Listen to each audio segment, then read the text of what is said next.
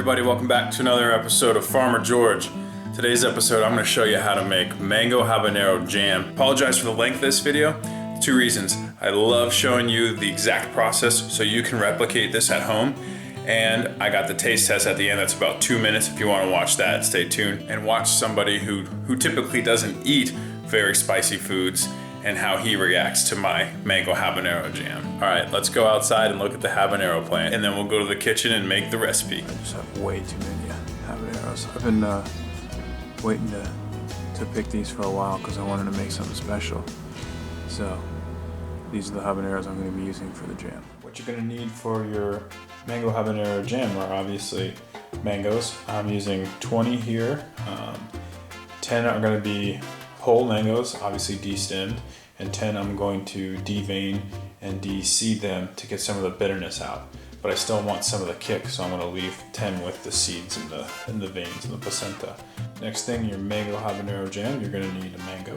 You're going to need 1 cup of sugar. This is just regular white sugar. Next thing you're going to need is a 5/8 cup of white wine vinegar or just regular white vinegar. So I'm using white wine vinegar in my recipe. And then finally, what you're going to use is 1.25 tablespoons, 1 1/4 tablespoons of pectin. So the pectin I'm using is the low or no sugar needed pectin, real fruit pectin by first step in making the jam. You want to de-stem your habaneros. So you just basically pop off all the habaneros. There you go. And notice I have some gloves on because you don't want this under your fingernails because it'll last for days and you'll be touching things you didn't think would burn, and they'll burn, trust me. So always wear gloves when you're dealing with hot peppers. I'm going to devein the bigger ones, and since they're larger, it'll be easier to get a hold of and take apart. And these, the smaller ones, I'm just gonna probably cut them into halves or quarters and put them right into my blender. It's easier that way, and I'll get the heat from the smaller peppers from their oil glands, and then we'll get the flavoring and the sweetness from the bigger ones without any of the bitterness from the seed or the placenta. And the reason I open up my peppers before, instead of just dropping them in there, I want to make sure I have good looking peppers. Look at this pepper, it's got a pepper growing inside of a pepper. Isn't that awesome? You can see the little stinger on it where the flower closed. Anyway, I basically like to inspect all my peppers to make sure there's no black seeds or any issues going on inside of the peppers. Once you have all the peppers chopped up and ready to go, ready to be blended, you can take your vinegar, your 5/8 cup of vinegar, and pour it right into the blender. This way no peppers get stuck at the sides. So what I'm going to do is I'm going to chop these up, get them really nice and ground up, and then I'll put them in the saucepan. So this is the consistency that you're looking for. Pretty finely chopped up habaneros. I'm going to show you how to chop up a mango the most efficient and effective way. So basically you chop off the top and you place it flat, and that helps you carve around the seed. And what we're going to do is we're going to carve around the seed. You kind of go down and you find the center of the seed, and notice how this is all flesh, no seed. And I might have cut it a little bit close to the seed because that's the seed. But then you do the other side. You don't want to cut through the seed, so you want to find it and just guide your knife around it. So, see, no seed. And you can see the white part here on the other side, the other part of the seed. So I got the seed here, and then there's all this flesh running along here and along here. So I'll take my little knife and just go along here and get all the mango off the fruit. One piece, and then you're left with the seed. And then got a little bit of the seed there, but you can just take off the skin really carefully. Cut my fingers on camera before, and all this is fruity goodness. So that's the little side, but for this big part right here, you score the middle. You want to be gentle so you don't go through the skin. You just make a few score marks to eventually make almost like a checkerboard. And then, oops, almost cut myself again.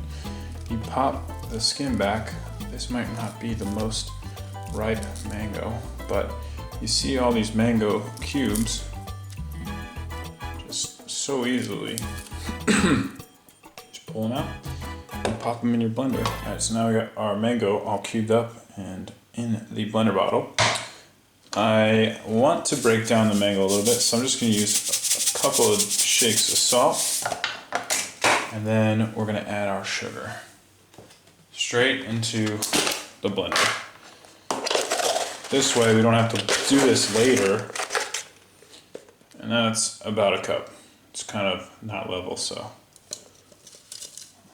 I want to do this now rather than later because it gets a little hectic because you have to continually stir the jam mixture on the stove, and if I was doing this while the stove was on and the peppers and the pectin were all working together, it's too hard to do this. So I'm going to prepare this first, and then it'll be easy just to pour straight into our mixture and continue to stir. So this mixture isn't really blending that well, so I'm going to take a little bit of water to help get this all blended together. So this is the consistency that you want your mango sugar mixture to be.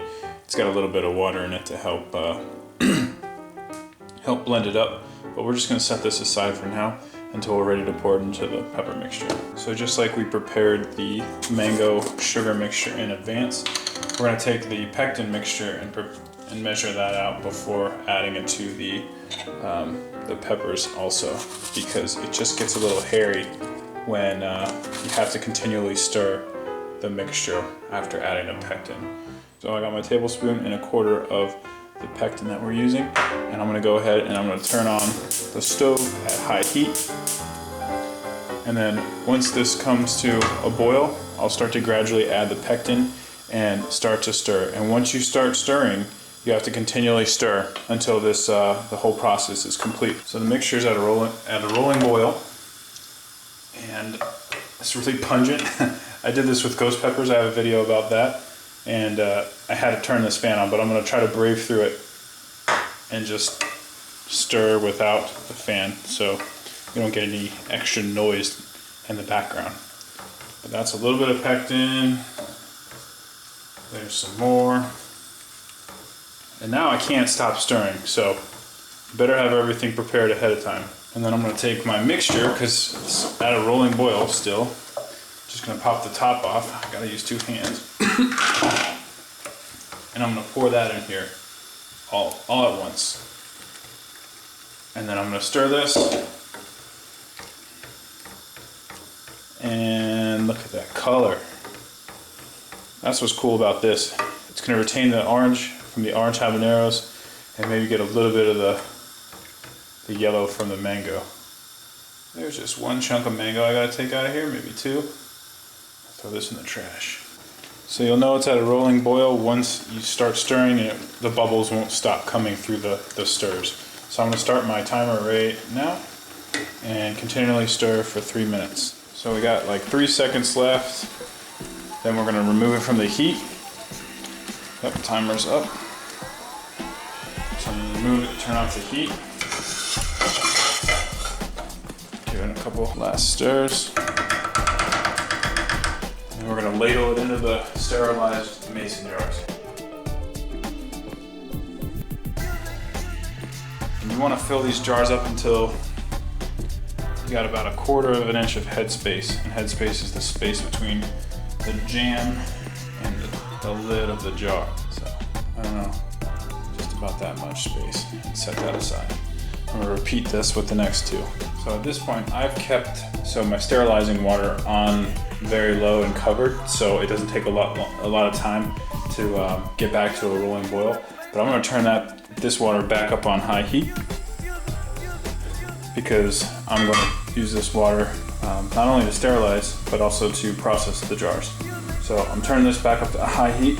Excuse me, my pepper jelly is all in my nose and my lungs. Next thing you want to do is you want to clean the seams off of the jar so you can get a clean seal with your lids. So that one's done. You're gonna take your top. You use soap and water to clean this off. You don't have to put it. You don't put it in the boiling water like you do the glass. And then same thing with this, soap and water on this. and you're just gonna wanna get it on there and then just screw it on until, I'm using the tips of my finger till it's fingertip tight, not too tight. And there you go. I'm gonna repeat the same with the second two, and then we're gonna put it in the water bath. And I'm gonna talk to you about the water bath after this. So I got my water back up to a rolling boil, and I'm gonna carefully add the jam into the water bath.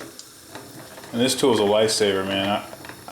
I got it. It's the same brand as the jars I use, Ball, B-A-L-L. And before I was dropping them in the water, splashing water everywhere, so I highly recommend buying one of these. They're not that expensive. So we're gonna cover these and start a timer for 10 minutes.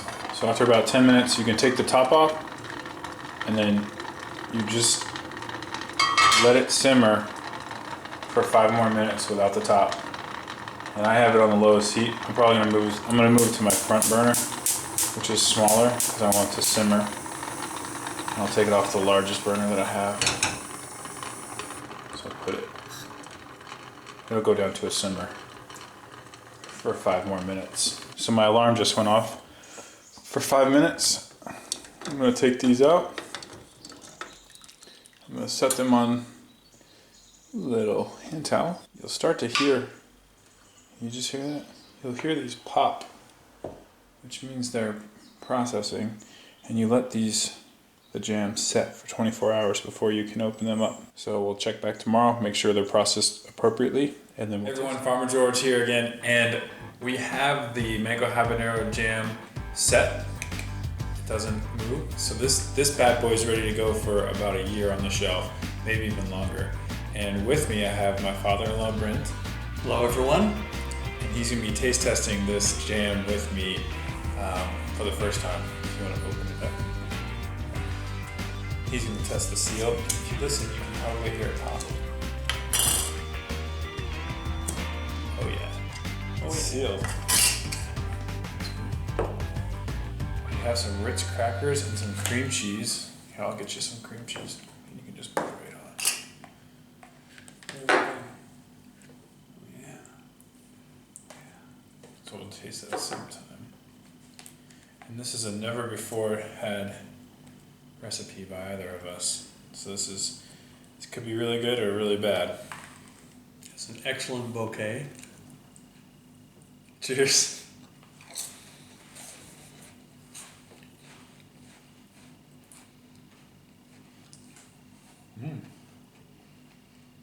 What does it taste like? Excellent. Tastes like a bit like mangoes. Any spice? Is spicy. What about compared to the ghost pepper jelly? I think it's down a notch or two. Yeah. It kind of gets me at the front of my mouth. But just enough so you can still get the flavor out of it. That's right. Yeah, you really taste that mango. Yeah. Pretty good. That's pretty good. The consistency is pretty good if you want to... It's not really... You see that? It is. It's very much like a marmalade. Yeah. Yeah, it's really not that spicy, but it's a good heat. You could eat the whole thing, I bet. I could. Close up on that.